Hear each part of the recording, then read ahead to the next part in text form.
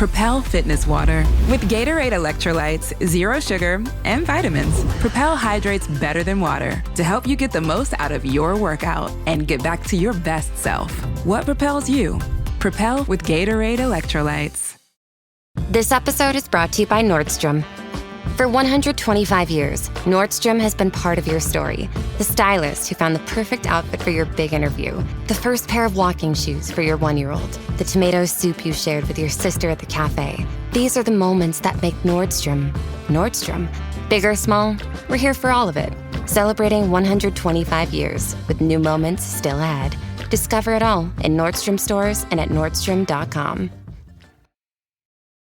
This episode is brought to you by PayPal. You had plans for the last days of summer. And back-to-school shopping has its own plans. School supplies, dorm essentials, your list doesn't stop. Neither does the spending. But when you pay in full with PayPal, you can pay over time. No interest, no fees. Check out with PayPal and get back to summer. Subject to approval. Learn more at paypal.com/payinfor. PayPal Inc. NMLS 910457. Coach Unplugged is brought to you by great people over at teachhoops.com for coaches who want to get better. From the Fifth Quarter Studios in Madison, Wisconsin, you're listening to Coach Unplugged. Here is your host, Steve Collins. Hey everybody, happy Thursday, episode 425 of Coach Unplugged. I'm going to make this real quick because I'm sure everyone's busy with the holidays ending and maybe heading back to work. Today we're going to pull back that curtain again and do a one-on-one call with a teachhoops.com member. So I'm just trying to give you a little tidbit of what we offer there at teachhoops.com. 14-day free trial as we speak. I know we're talking about closing the membership because I love giving the individual attention. I just literally before I came on to record this, I had gotten 3 teachhoops.com members emails. I respond to them right away. Very rarely, unless I'm on the beach or at Disney World, I will respond very quickly. So go over and check that out. Also, go over and check out Dr. Dish. The shooting machine you need, doesn't matter if you're a youth coach or a high school coach, college coach, this shooting machine will let your team become better shooters. It's a law of large numbers. So it build Vegas, the more you gamble, the bigger the house will make more money because they have a small advantage. Same thing with a shooting machine. The more shots the better shooter you're going to be. It doesn't matter the form. So go over and check that out. Let's head off to the podcast. Good. All right. Hey, so how are you doing today? I'm good. I coach a fall sport, so excuse my voice here. It's a little hoarse after yesterday's. No, you're fine. I'm still recovering from a cold right now, so you're perfectly fine. That's why I have a hoodie on right now inside. Okay. Yeah, we're both like fighting something here. All right, so you got some questions? Yes, I do. So I know I look like a young coach, and I am. I'm 22. So okay. I coach I coach AAU basketball. I coach 13-year-olds. Okay. So we had a decent season last year. It was my first time coaching AAU, 6-14. I didn't really get to choose the people on my team. I just got thrown the team like, hey, this is who you have. Right. Let's make do what you have. Right. But overall, we had a decent season. I think we played well with a lot of toughness, but we lost a lot of games that we should have won. Okay. But I personally feel like, when I was going over our offensive plays, because we ran a 5-out motion, okay. I feel like they weren't listening as much. Yep. So I just wanted to know, how should I establish more, in practice? How can I get more out of them?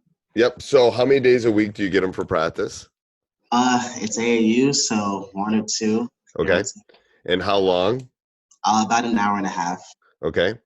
And how many kids show up on a normal basis? Usually last year we had 10. This year I'm probably gonna have 10 to 12. Okay. About 8 or 9. Okay. So explain how you would set up your motion. So in terms of how I would set up my motion, I'd have I'd have a guy up top, 2 guys on the wing, and 2 guys kind of in the corner, but not really, because I know that kind of stifles our offense. That's someone right there in the corner. Right. So I give them 3 rules. I do a top to wing pass where the top would pass to the wing, they basket cut, fill and replace. And then I do a wing to top pass where the wing would pass to the top and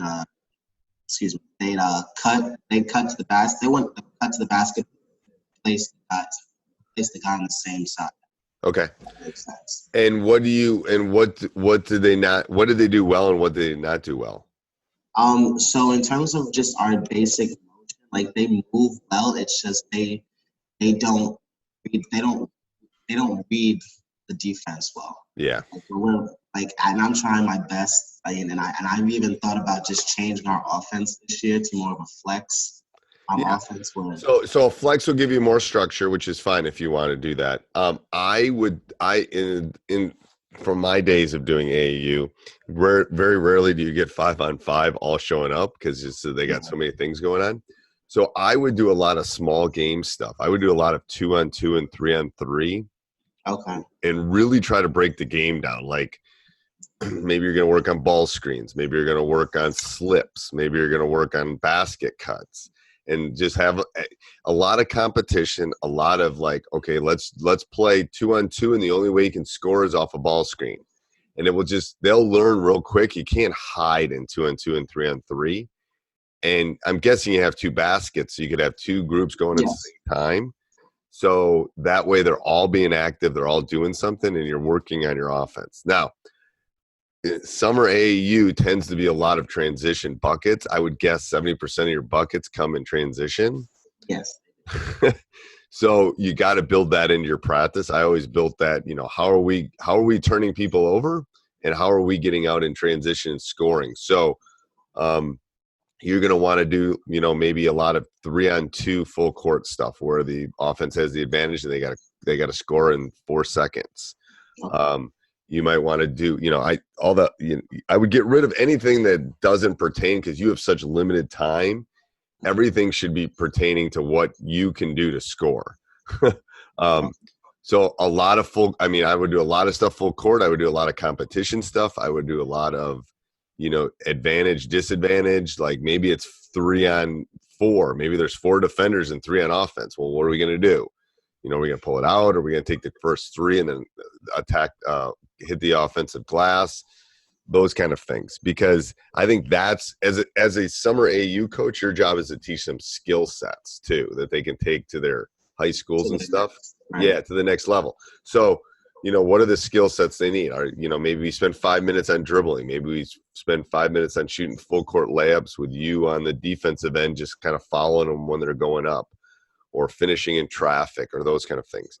I wouldn't worry about the offense as much. I would worry about it. But if you only have that limited amount of time, you can't break down. I can't do it. And I see them 5 days a week for 2 hours.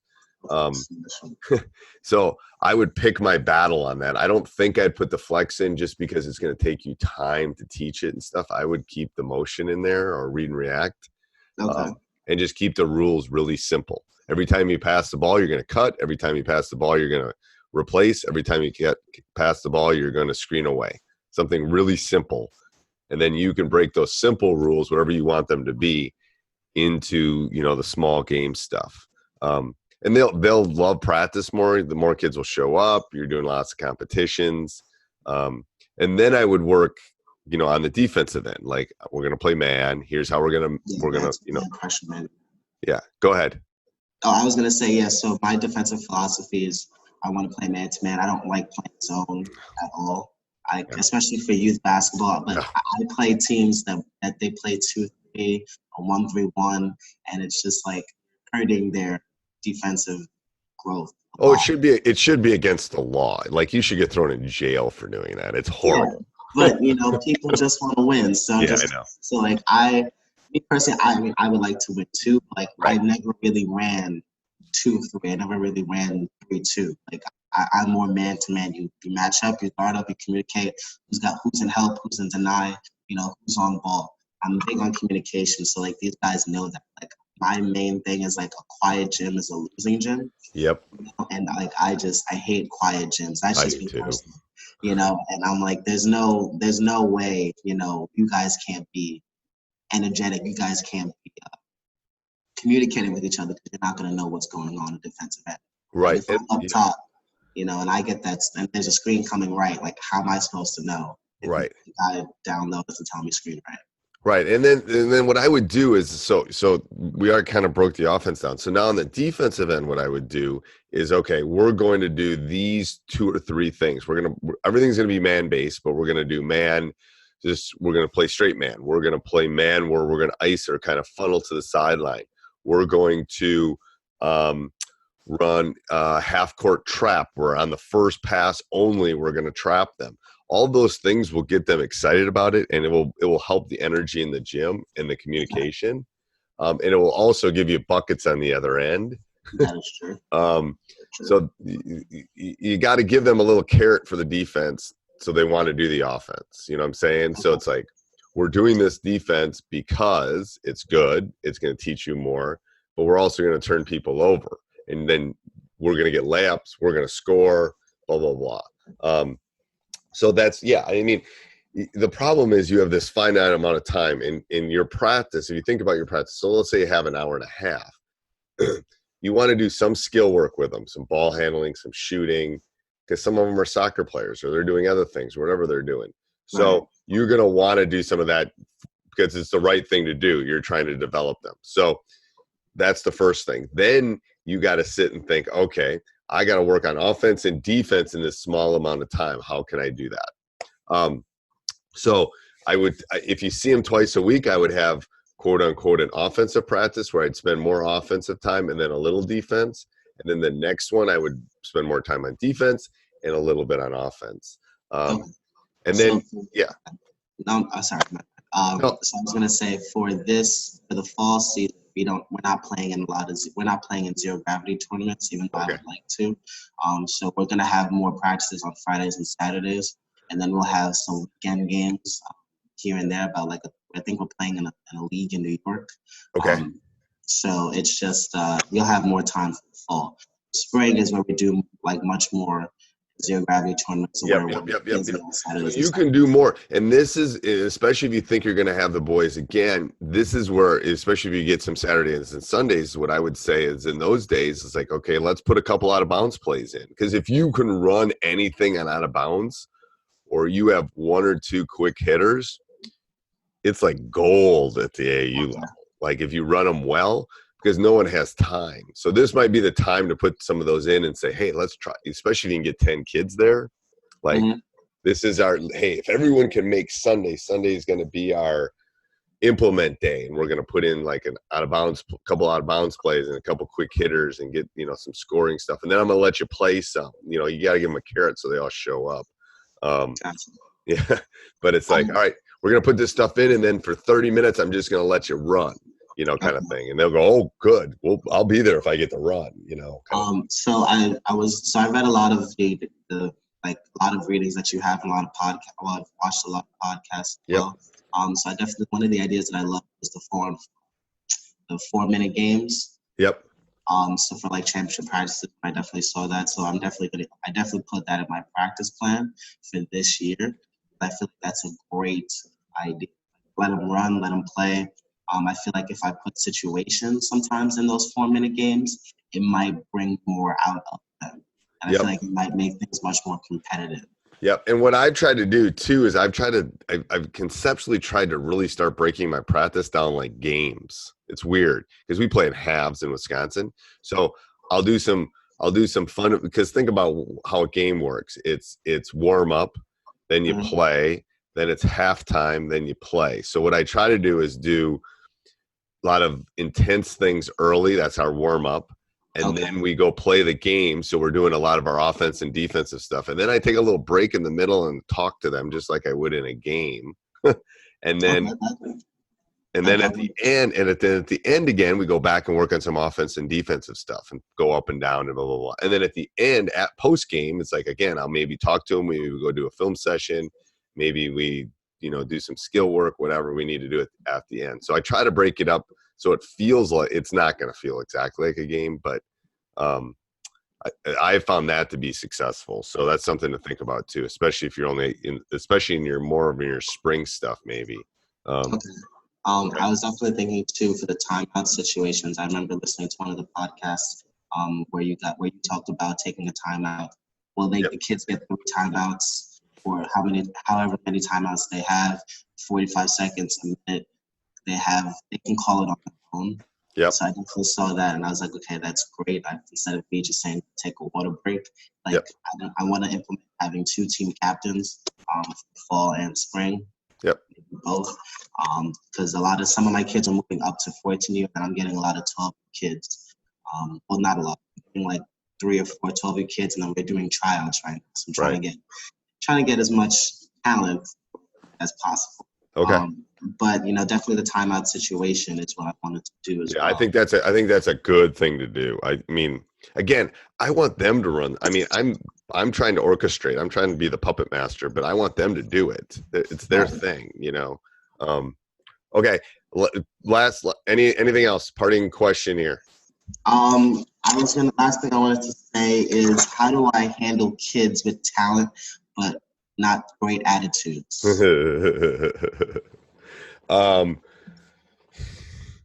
That's not a 30-second answer. Okay. What I'm going to tell you is, I'd rather have kids that want to be there and maybe a little less talent than an AAU's a little different. Because sometimes you got to suck it up a little bit, but I don't know. If your goal, and my goal is I'm a teacher and also a coach, my goal is to teach them the game and teach them about life. So that's what I want to do. So if you're not willing to open to those two things, then we're just not going to work. I think the wins and all that kind of stuff and all the success all that stuff takes care of itself as long as you do it the right way. So, yeah, that's a tough one. That will be a good one for office hours. Bring that one up in office hours. That would be a good one to bring up. Okay.